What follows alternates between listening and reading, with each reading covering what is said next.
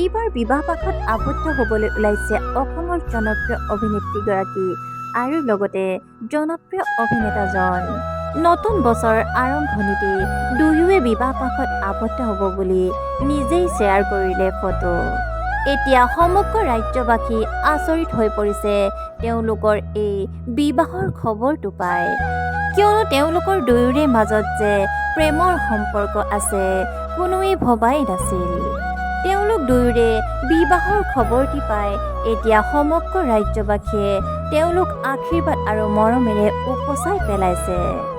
হয় বন্ধু বান্ধৱীসকল, আপোনালোকে জানিব বিচৰা সেই জনপ্ৰিয় অভিনেত্ৰীগৰাকী হৈছে কিয়াৰা আদৱানী আৰু জনপ্ৰিয় অভিনেতাজন হৈছে সিদ্ধাৰ্থ মালহোত্ৰা।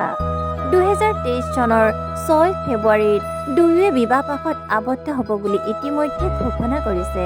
তেওঁলোকৰ নতুন জীৱনৰ বাবে অলিৰ অযুত শুভকামনা জনালোঁ।